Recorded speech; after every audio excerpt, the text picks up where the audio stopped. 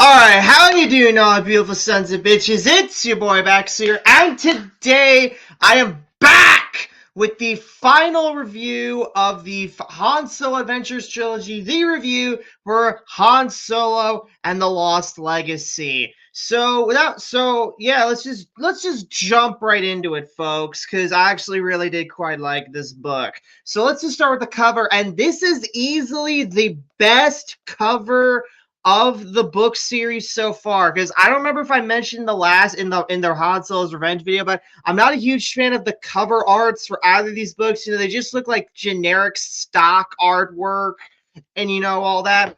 This actually looks like a fucking movie poster, which is, something all Star Wars books should aspire to look like. Look like actual movie posters. I mean, look at this. You got fucking Han and Chewie fucking ready for battle. A big fucking ominous skull right here. Fucking legions of robots, like, coming out to fight. Like, this looks badass. This makes you want to fucking pick up and read it. So yeah, right.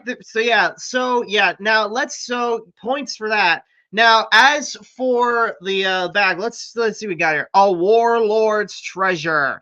The fabled hoard of the mad tyrant Zim was beyond measure. It was also, as far as Han Solo and his Wookiee partner Chewbacca were concerned, strictly legendary, or should I say, legendary. But anyway, but no, seriously. So yeah, one thing to highlight of this book, this is like Zim the Despot, they mentioned him right there. Zim would actually go on to become like a big, well, not big, but a pretty important part of the pre-Old Republic era of the galaxy. So this is the first Star Wars book to really expand into the, well, not really, but hint at the past before the time of the Old Republic. Most of this book also takes place in Zim's main area of domain, the Tion hegemony, and also you get into stuff like, oh yeah, Zim, he fell at the third battle of Vontor, and yes, these are facts that would stick around, when they would revisit more stuff about the origins of the galaxy. So yeah, props to this book for just historical value on that. Anyways, but the pleadings of an old space bum who had once saved his life, plus the fact that a trifling misunderstanding had set the deadliest gunman in the galaxy on his trail, making a secret expedition to almost any place seem highly desirable, were enough to grab Han Solo's interest. So yeah, that's the main plot of this book. It's basically Han and Chewbacca helping out a buddy of theirs on a big archaeological find in this book in the hopes to make a lot of money. In other words, Han Solo literally becomes Indiana Jones in this book. Like, I'm not even making this up all that much. And so the deadliest gun in the galaxy is back on his trail. So if you read Han Solo's Revenge, Galandro is back from this book, and Galandro, he is as badass as he was in that book. The only real criticism I have around this time is that despite Galandro being hyped up to be a bigger threat this time around, because he's on Han's trail, he didn't really get enough scenes in this book that I would have preferred. I would have preferred at least having one scene where we cut away from the heroes and we just focus on him and the other villains in this story. Basically, that's just what I would have done. I would just given Galandro just at least one extra scene of screen time to help sell his menace. Basically, that's one criticism I have, and it ties into another one. But anyways, and as for Han's friend, an old space bum who once saved his life, so yeah, he's like the main supporting character of this book, Trooper Bador, as they call him. And the second criticism I will give this book is that I wasn't as sold on his bond and Han's bond or their history all that much. Like, there just wasn't much of just the way Brian Daly wrote the dialogue between them. I didn't really get the sense oh yeah, these guys have a history together. This guy helped Han out. and all that. I just didn't really get it. They seemed more like business associates who met each other for the first time in this book. So yeah, that's another criticism I'm gonna give there. I think that he should have like sort of like drove that point home harder in this book, basically. Cause yeah. Anyways, because yeah, like this is like the first like portion of like, hey, this is someone from Han's past who's actually around for a big chunk of the book, unlike say Doc and Jess from Star's End. But anyways, within hours of landing on the planet rumored to hold the treasure, Delalt, Han's beloved spacecraft, the Millennium Falcon, was hijacked, and his party had to contend with assassins and an army of killer robots. So yeah, I already mentioned the robots, and yeah, like, without spoiling too much, yes, the robots get activated. They get unleashed upon both the good guys and bad guys, and it is quite possibly the best scene in this book, in this trilogy, and even in all the EU that I've reviewed so far on my channel. So that scene alone is also worth buying this book for. And yeah, as for the assassins, yeah, they're the main villain of this book. They're led by I think she's a woman named Juwak. Again, like Alandro, I didn't get the menace behind Juwak a whole lot in this book. I think that we should have gotten a scene with both Juwak and Galandro and all the other people on the bad guy side, but we should have just had a scene cut to them, like, even if it's just them like cackling like, wah ha ha, we're totally gonna like ruin the day with this. Like, just, I would have preferred that. Just give them something to sell the menace and, sort of hype them up for the climax. I didn't really get the same level of menace they had in this book. It's a similar criticism I had with Star's End. And at least it worked in Revenge because the villain in this book was supposed to be hidden. But anyways, this was no way Han Solo felt for a pair of honest smugglers to make a living. And yeah, of course, Han's only in it for the money.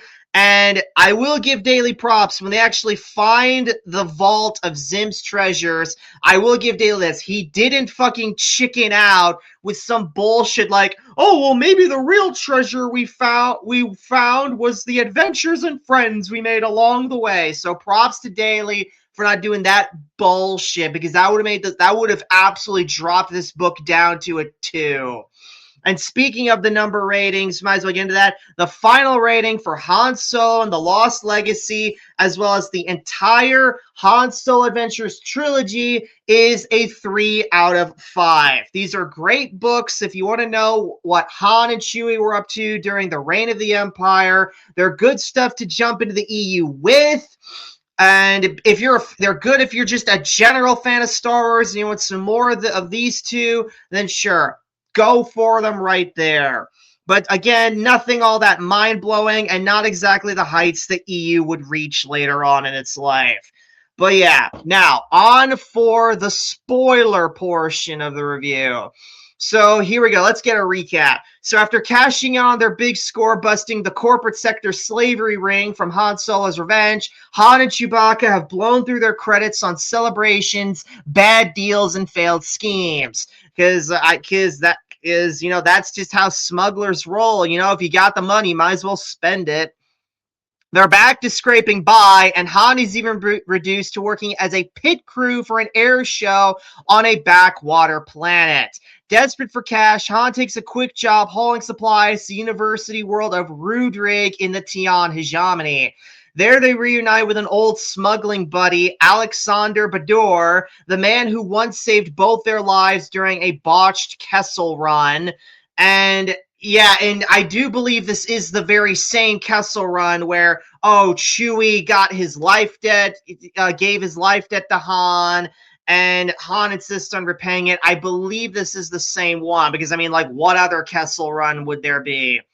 Anyways, Bador is down on his luck too, as he's teamed up with Hasty Trujo, whose sister Lonnie had stumbled on a major lead. The log recorder disc from the legendary Queen of Ranroon ship, the lost treasure ship of the ancient warlord Zim the Despot. So yeah, Hasty is kind of, so yeah, just like how Star's End had Jess and Revenge had Fiola, Lost Legacy as Hasty, and I think she's the weakest girl of the week across these three books, because like again, like there just weren't really a whole lot of scenes where like I got to know Hasty as a character. Like that same criticism like I would give Hasty and Bador, they're just so laser focused on the mission that they don't really stop to like sort of just like have us the reader and as well as Han Chewie just get to know them as characters.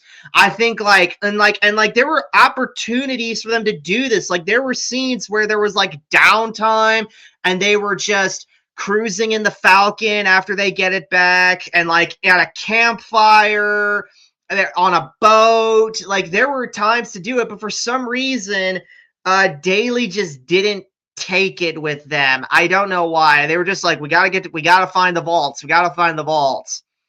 I will give Hasty this. There was one scene with her I did really like in this book.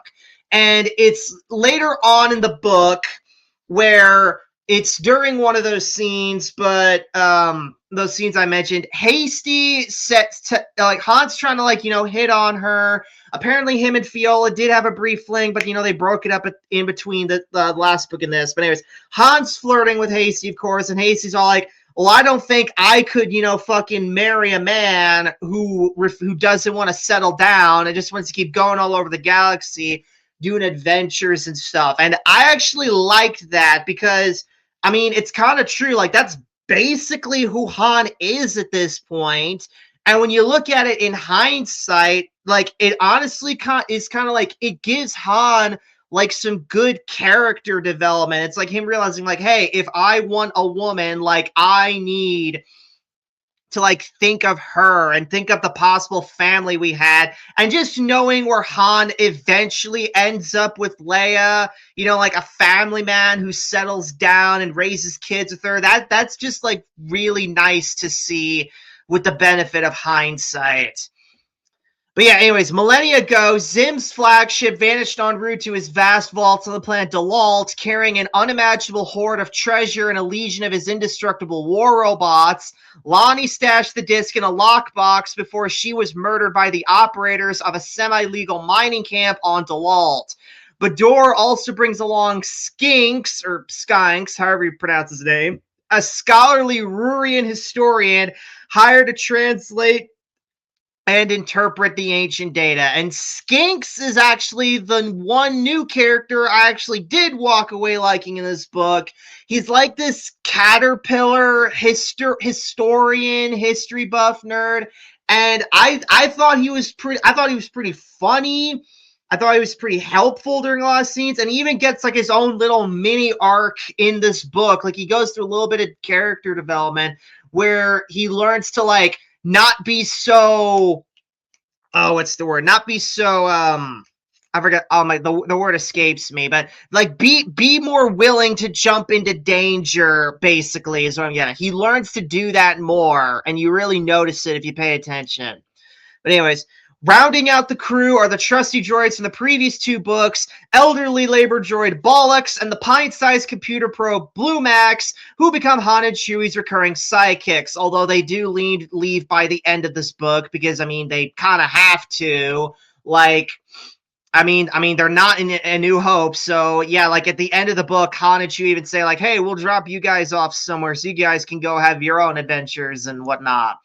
But yeah, and Bollux and Blue Max, again, if you liked them in the previous two books, you're going to like them here. You didn't like them in the previous two books, you're probably not going to like them here. Although I will say that this is actually the best they were at in these three books, so who knows? If you didn't like them, you might like them by the end of this book.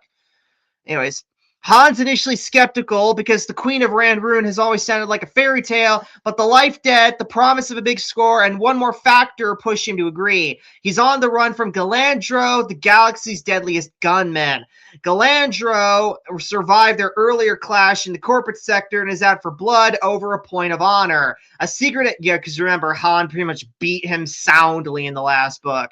A secret expedition to Dalalt suddenly looks like the perfect way to lie low. The group heads to Dalalt aboard the Millennium Falcon, and almost immediately things go sideways. The ruthless mining operators, led by the sinister Juak, hijack the Falcon right after they land. They intend to use the ship to locate the disk and claim Zim's treasure for themselves.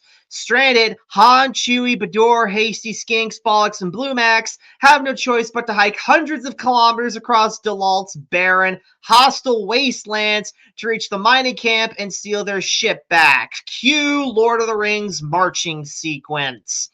The trek is brutal, and along the way they encounter the survivors. Yes, they stumble upon the Jeff Probst show from NBC. No, I'm just kidding, not really. Anyways, they stumble upon the survivors, a hidden inbred clan of humans descended from the Queen of Ranrune's original crew, who crash-landed centuries earlier and have lived in secret in the mountains ever since.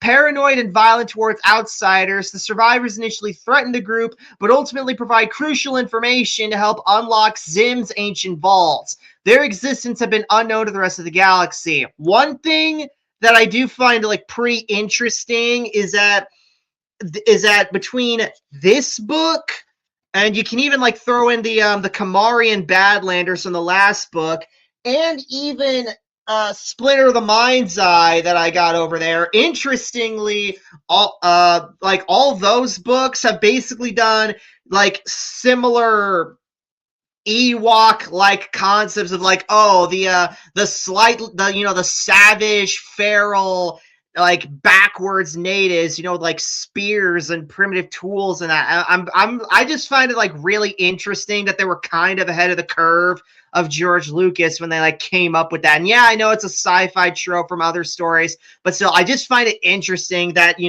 both Alan Dean Foster and Brian Daley utilized that trope in the EU before Lucas did in the movies. But anyways, that's just something I found interesting. Anyways, once they reach the mining operation, Han's crew manages a daring reclamation of the Falcon because, of course, was there really any doubt that Han's going to lose the Falcon by the end of this book? Once they reach the they then head into the long-lost treasure vaults beneath Dalalt, an elaborate maze filled with deadly traps designed to protect Zim's hoard. Galandro, who's been trailing them the whole time, catches up and follows them into the complex, determined to settle his grudge with Han once and for all. Inside, the group awakens activates Zim's legendary army of war robots, ancient battle droids that have lain dormant for millennia. A chaotic battle ensues as the droids turn on everyone. I already said this, but yes, it is literally the best part in the story. Like, really, really badass shit right there. The treasure itself is finally reached, but there's a twist. While the Horde was here's the twist, y'all. While the Horde was unimaginably valuable in Zim's era, much of the technology and goods have become obsolete or worthless in the current galactic economy. And yeah, it kind of makes sense. Like think about it like back in the day. Like when fucking what's the hell's name? When Mansa Musa was going everywhere, like salt was like really rare, but like nowadays salt is fucking nothing. So like I was like, yeah, this makes sense to like that, like, hey, you had this super rare material, but so commonplace doesn't mean shit now. And again, props to Daley for not chickening out and going with some bullshit. The real treasure we made was the friends we made along the way. Anyways, still, its historical importance is staggering. Yes, Skinks is even all like, ooh, we found some paintings and records. This is the greatest find we've ever found in a long time. And yeah, again, I'm just happy Skinks got the most positives out of this, because again, I thought he was the best character they introduced in this. So in the climax, Juak is killed by Hasty during the chaos. Galandro, pursuing Han into the trap maze, is slain by the ancient security mechanisms. I will say I did think Galandro could have gone out in a more climactic way. I'm not saying it was a bad idea, but I would have preferred it if Han, how he dies is that like a little flamethrower trap kills him. What I would have gone with, I would have had either Han kill him or just have Han lure him into the trap. That's just how I would have done it. How Galandro dies, he's about to kill Skinks, but then the trap activates, saving Skinks in time, so it's like a Deus Ex Machina. I would have preferred either what I said happened, but anyways. The survivor's secrets and the droid's rampage add layers of danger throughout the whole thing. Yeah. With the treasure secured, if not exactly a fortune, the group escapes. Bollocks and Blue Max, moved by the historical significance, choose to stay behind with Bador, Hasty, and Skinks. The droids will help catalog the find and ensure it's properly studied and preserved. I mean, again, as Indiana Jones would say, it belongs in a museum after all. The Skinks later writes a book about the whole affair titled Han Solo and the Lost Legacy, a true story of the scoundrel and a scholar. Han and Chewbacca, true to form, walk away with enough to keep flying. The novel ends on a classic Han note, smugglers back on the run, ready for whatever trouble comes next, teasing future adventures with hints of the Kessel Run backed by Jabba. But yeah, guys, that's about it for y'all. So yeah, again, I recommend this book. I recommend this trilogy. And yeah, if I were to rank the trilogy, it'd be like this: Lost Legacy, Stars, and Revenge. But yeah, that's going to be all it today. Now, as for where we go next on the Expanded Universe reviews, we're going back to more Marvel Comics from the original Star Wars run there. And the next book series we're going to be reviewing will be the Lando Calrissian Adventures by L. Neil Smith. So if you guys like this video, please give a thumbs up, comment below to the video, subscribe for more videos like this, and I'll see you guys next time in the backseat. Take care!